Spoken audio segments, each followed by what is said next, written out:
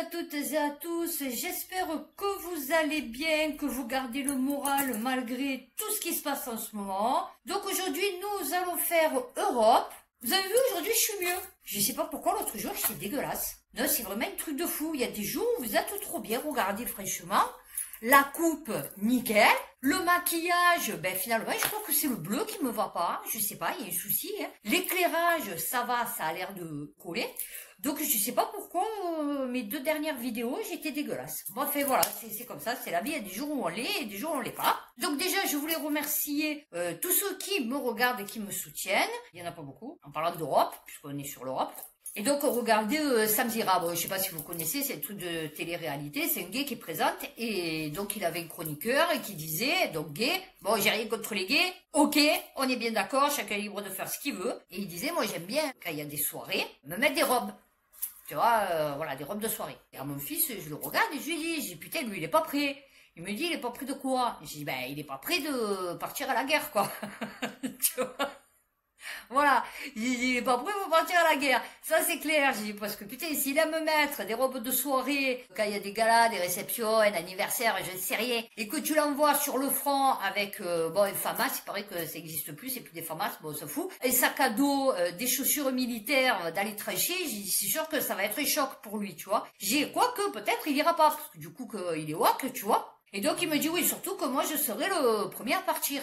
Donc mon fils, il a 25 ans, il va avoir 25 ans au mois d'octobre, et bon, il fait 1m90, il a des poils dans le dos et tout, on dirait un ours, donc déjà, il a les cheveux longs, frisés, enfin, on dirait Jésus, quoi, tu vois, voilà, fait le vrai, pas le faux. Donc, il a fait à 17 ans sa préparation militaire marine, donc ce qui fait qu'il est matelot breveté, et il a son certificat de tir, et donc il me dit, en ayant fait ça, il me dit, je serai le premier appelé. Donc j'ai dit, non, d'accord, qu'il t'appelle, après faudrait-il que tu répondes, déjà, premièrement. J'ai dit, ensuite, deuxièmement, si c'est le cas, j'ai dit, moi, tu sors plus de la maison, et avant qu'il vienne te récupérer, j'ai dit, il va falloir qu'il me passe dessus, tu vois, parce que sinon, tu partiras pas. Et donc, il me dit, ouais, à moins que je me fasse, genre, comme réformé, à ce moment-là, je fais comme Jean-Marc. Jean-Marc, c'est mon demi-frère. Bon, c'est grand fou, mon frère, hein, mon demi-frère. Et donc, pour pas faire l'armée, il s'était fait réformer, et en fait, il avait planté une fourchette dans la main de collègues là de là-bas, enfin, je sais pas comment on appelle ça, un frère d'armes, je ne sais rien, enfin, bon, et en fait il lui avait planté la fourchette dans la main, et donc il a été réformé pour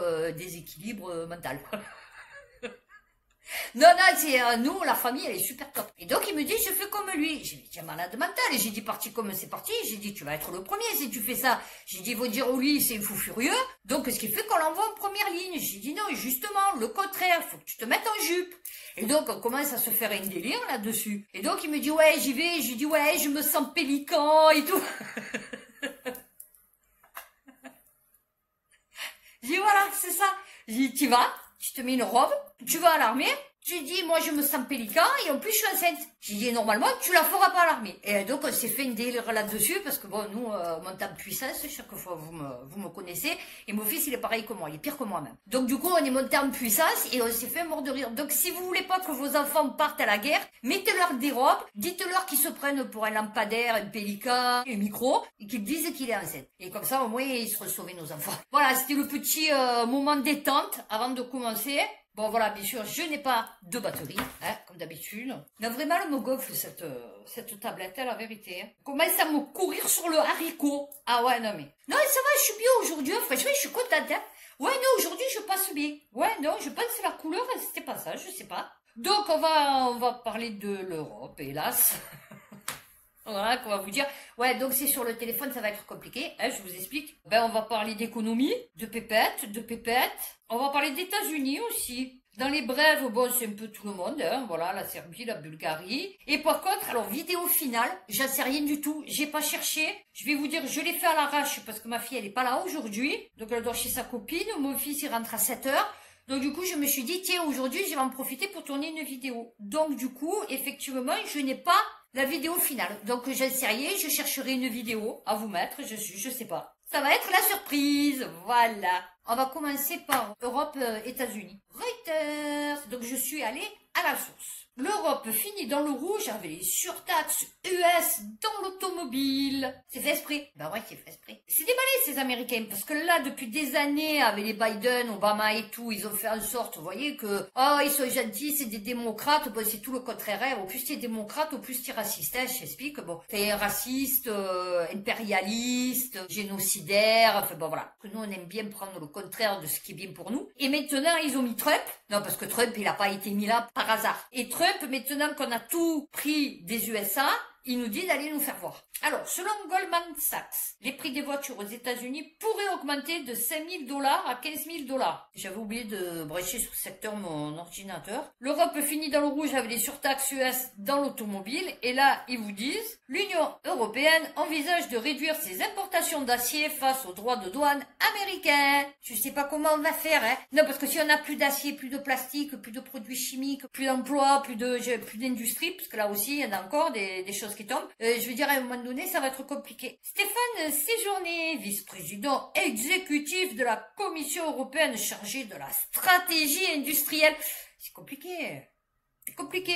Indique que cette réduction des flux entrants sera de 15%. C'est magnifique. Alors, les producteurs d'acier européens, déjà confrontés à des prix énergétiques élevés et à la concurrence asiatique, ont averti que l'UE pourrait attirer l'acier bon marché, détourné du marché américain, ce qui aurait un impact négatif sur le secteur. Ah bah oui, mais c'est fait exprès. En fait, moi je pense qu'ils veulent mettre tous les pays sous tutelle, et après du coup qu'ils seront sous tutelle, déjà que là on peut rien faire, parce que du coup voilà, c'est les lois européennes qui priment sur le droit français, national, et là en fait les États ils pourront plus rien dire. C'est-à-dire tu auras un président non élu qui fera ce qu'il voudra, quoi. Et comme ça doit être Macron, logiquement, après von der Leyen, ça va faire mal. Ah ouais, non, ça va faire mal. Une série de mesures commerciales pour stimuler son industrie métallurgique en difficulté. Le problème, c'est que normalement, on ne devrait pas être en difficulté parce que logiquement, l'Europe, c'était la paix, la prospérité, tu vois. Alors, toute importation d'acier hors quota. Ah d'accord, bon, déjà, il y a un quota. Alors, les volumes des quotas ont augmenté de plus de 25%. Là, ils te font peur parce que tu te dis, oh putain, donc du coup, ils vont pouvoir augmenter les prix. Et en fait, tu te rends compte que non, en fait, ils ont augmenté le quota de 25% et ils te disent que toute importation d'acier hors quota sera soumise à un droit de douane de 25%. Donc, on est bon. Donc, ils peuvent te mettre un quota augmenté de 100%, ne pas le dire, et toi dire, ouais, mais tu comprends parce que comme les importations d'acier étaient soumises à un droit de douane de 25%, 50%, 100%, c'est pour ça que tu payes ta poêle à frire, tu vois, 50 €. A importé 60 millions de tonnes d'acier, dont 30 millions de tonnes exemptées de droits de douane. Tu vois ce que je te dis? Et toi, ils vont te faire payer un truc qui n'existe pas. Non, c'est rigolo parce que... Non, je vais vous lire d'abord celui-là. Donc, je crois que le Danemark fait partie de l'Europe. Hein, on est OK. Un choix tout à fait logique. En pleine discorde sur le Groenland, le Danemark prêt à acheter de nouveaux avions américains F-35. Je crois que vous en avez entendu sûrement parler.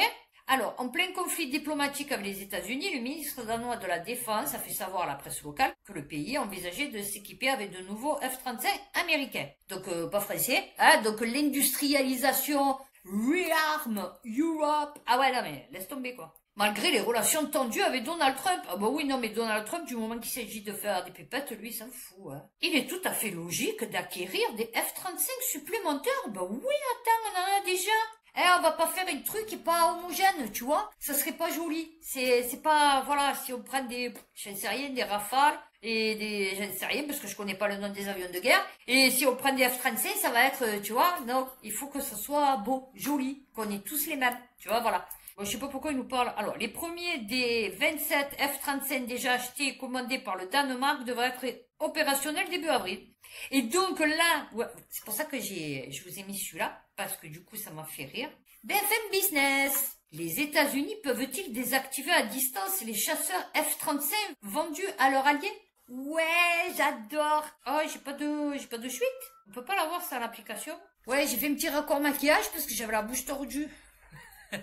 J'ai la bouche tordue, ouais, j'ai tout de tordu. Ah ouais, non, moi j'ai tout de, même le cerveau il est tordu. Ah ouais, non, je vous explique. Et les dents aussi, elles sont pas droites. Non, il y a rien qui est droit chez moi. Ah ouais, non, ouais. Installation, on va y arriver. Non, là je me roule une petite cigarette. Hein. Ah, ça y est, on l'a. Donc, je vous ferai remarquer que, rien que pour vous, j'ai quand même téléchargé une application sur mon téléphone. Pour vous lire l'article. Non, non, mais voilà. Ça mérite un pouce, une flamme.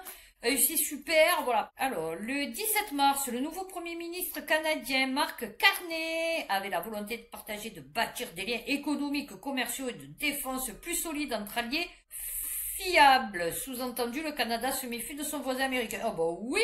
Non, parce que jusqu'à il y a 3 semaines, ça allait, mais le Canada vient de remettre en cause ses achats de chasseurs F-35 américains pour renforcer sa force aérienne. D'autant que les F-35, fabriqués par Lockheed Martin, souvent qualifiés de mouchards, et surveillés de très près par Washington, ce qui amène certains alliés inquiets à se demander si les États-Unis peuvent désactiver à distance n'importe quel F-35. Et ben par contre, le Danemark, il n'est pas au courant. Voilà, c'est ça qui est con. Et l'Europe non plus d'ailleurs. Voilà, là j'aime bien les articles, c'est-à-dire oui, mais non.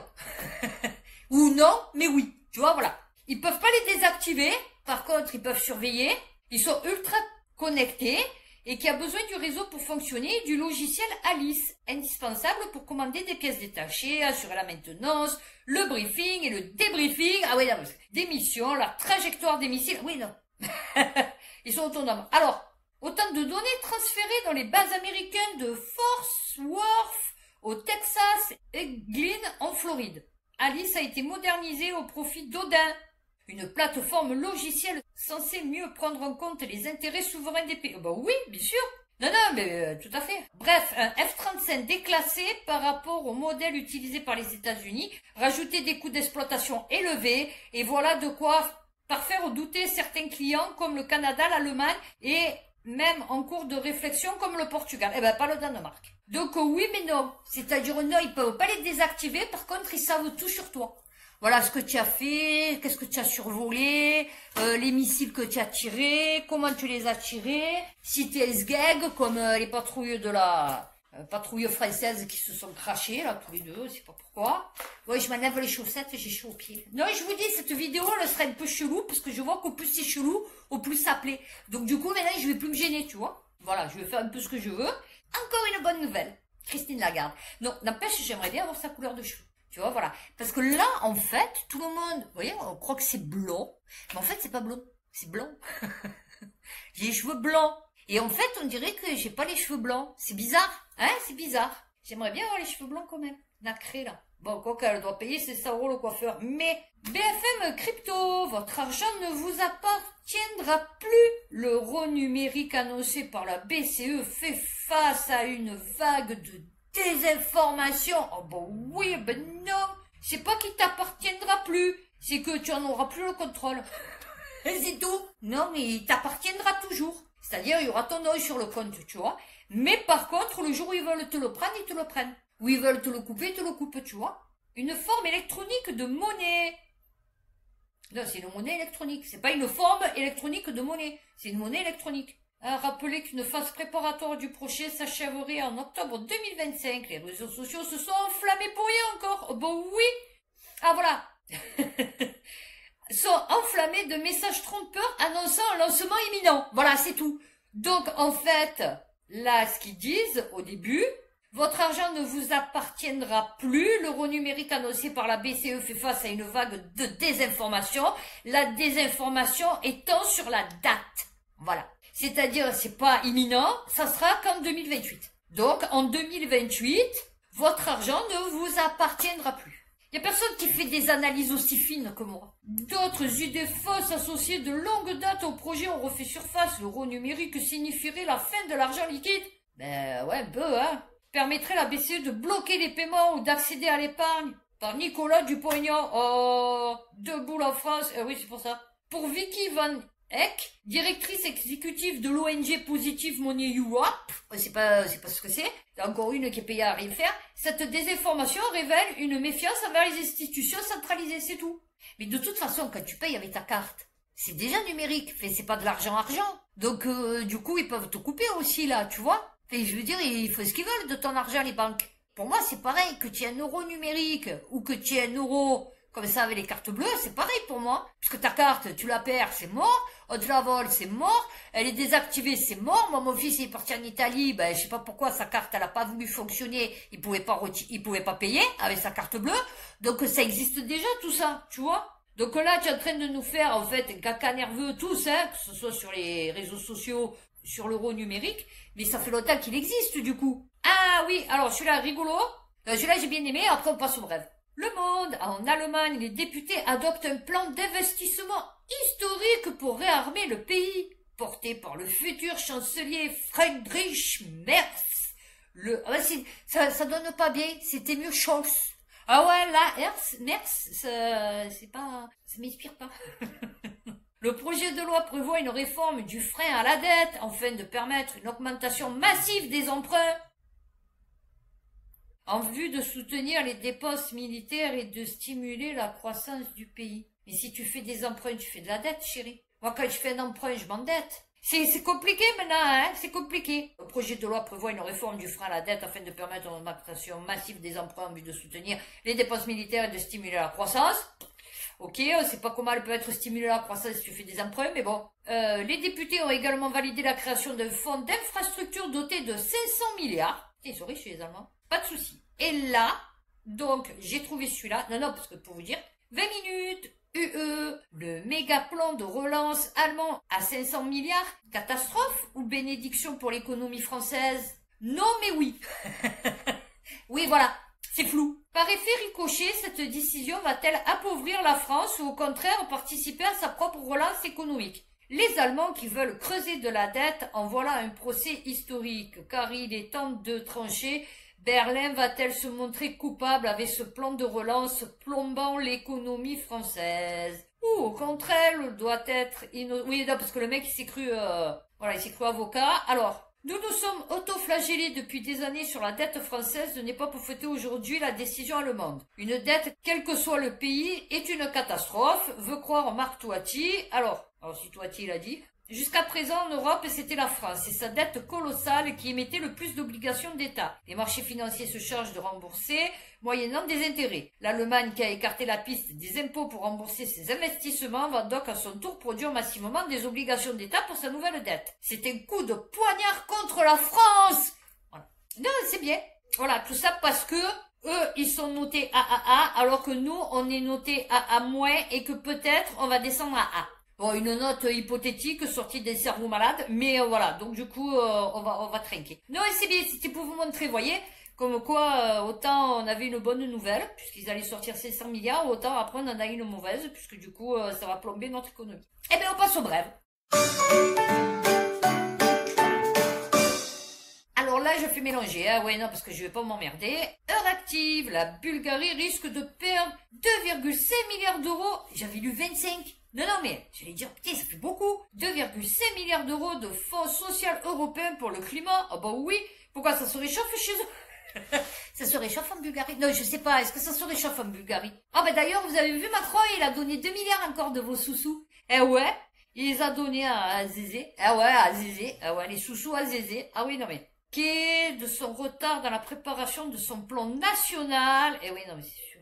Pas en mesure de soumettre son plan social pour le climat. Je vois pas le rapport entre social et climat. Vise à aider les citoyens bulgares. Ah voilà, ça c'est notre usade à nous. Le plan social vise à aider les citoyens bulgares et les entreprises locales menacées par la pauvreté énergétique, je sais pas ce que c'est, et des transports à être soutenus par l'argent provenant du commerce du carbone. Près de 30% de la population bulgare, vous vous rendez compte, ils sont 1,8 million de personnes. C'est 30%. Putain, ils sont pas beaucoup. Hein. En plus, il y en a beaucoup ici.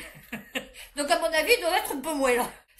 Ah ouais, nous à Marseille, vous voyez, tous les Bulgares qu'on a, c'est hallucinant. Sont considérés comme pauvres en énergie en raison de leur faible revenu mensuel. C'est-à-dire, genre comme nous, le chèque énergie. C'est ça? C'est-à-dire, c'est l'État, il nous donne de l'argent pour payer l'électricité qu'on peut plus payer parce qu'ils ont fait système que, du coup, EDF perd de l'argent, donc du coup, il faut rembourser le truc de DF, parce que DF, du coup, c'est compliqué. Ouais, non, c'est compliqué. Le Monde, la peur de la guerre pousse plusieurs pays voisins de la Russie à se retirer de 2 traités de désarmement. Alors, c'est pas le coup de se retirer de 2 traités de désarmement, parce que j'ai lu l'article, pour une fois, là aussi. Et en fait, c'est surtout que, voilà, se retirer de celles bannissant les mines antipersonnelles et les sous-munitions.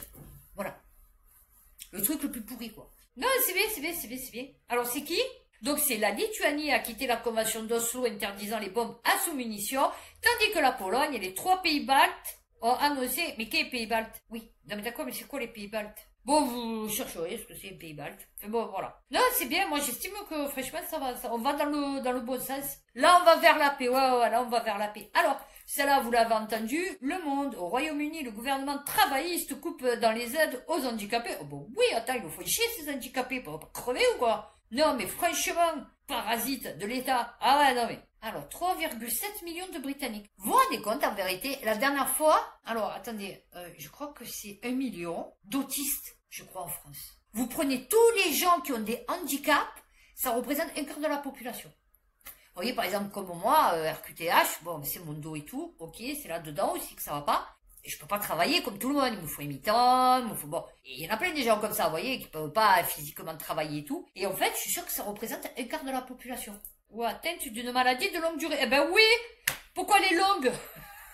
Pourquoi elle est longue la durée? Non mais sérieux, on peut pas la raccourcir. Problèmes mentaux, de mobilité. À partir de 2026, ces personnes seront soumises à de nouvelles évaluations et devront justifier d'invalidité plus conséquentes. Ben ouais, c'est comme nous, hein. La hache. Avant la hache, il a donné comme ça. Avant, il y a 30 ans, la hache, comme ça vous l'aviez. Oh, je suis en dépression et tout, vous aviez la hache.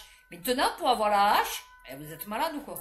Faut que vous soyez vraiment au fond du trou. Ah ouais, non. Et déjà, il faut que vous ayez travaillé, ce qui n'est pas mon cas. Voilà. Enfin, assez travaillé, en tout cas. C'est pour ça que je peux pas toucher la hache. C'est pour ça que j'ai pas d'invalidité, parce que du coup, j'ai pas travaillé. Donc, fait pas assez, en tout cas. Il m'est jamais rien arrivé quand j'ai travaillé. Ma maladie, elle est déjà déclarée depuis longtemps, donc ce qui fait que je peux pas faire un accident du travail ou un truc comme ça. Donc, bon, ça sert à rien. Le Monde. En Serbie, l'usage d'un canon à son contre les manifestants alimente la colère. Alors là aussi, non, mais oui. Non. Mais en fait, oui.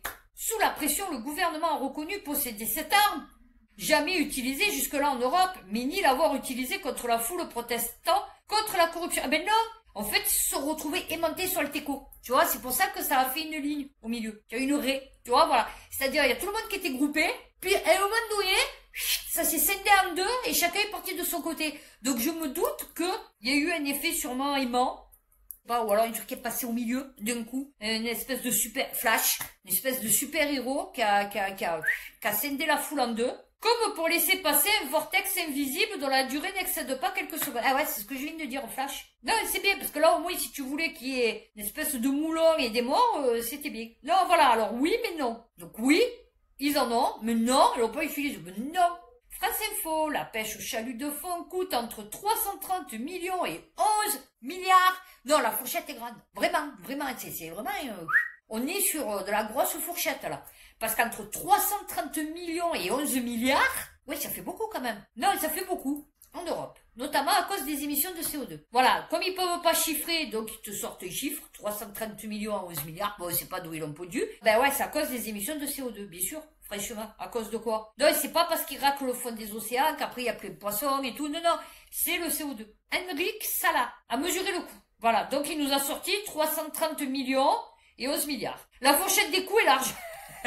Même lui l'avoue, tu vois. Quand on sait que 13% du chalutage de fond se produit dans des aires marines protégées. Voilà, c'est surtout ça, je pense.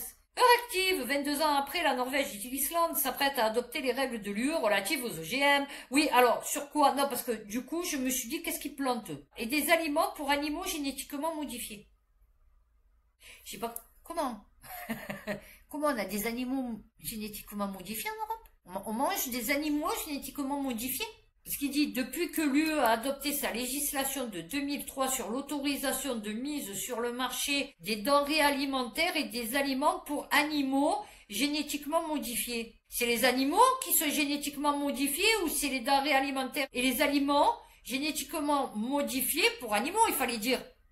L'Espagne, Portugal. Oui, c'est ça. Je pense qu'il a voulu dire des aliments génétiquement modifiés pour animaux. Voilà, mais il a mal formulé la phrase. Donc du coup, ça a fait des animaux génétiquement modifiés. La Norvège et l'Islande, d'accord, sont tenus d'intégrer plusieurs lois de l'UE liées au marché unique. Eh oui. Donc voilà. Donc en fait, ils vous viennent vous prendre la tête sur des aliments génétiquement modifiés. Ils te disent, ouais, la viande, elle est label rouge. Et ensuite, ils leur donnent de la bouffe génétiquement modifiée. Donc bon, du coup... c'est fatigant. Mais là, c'est bon, ça passe. Ah ouais, non mais... Libération. Retour du gaz russe en Europe. Une hypothèse dans les tuyaux.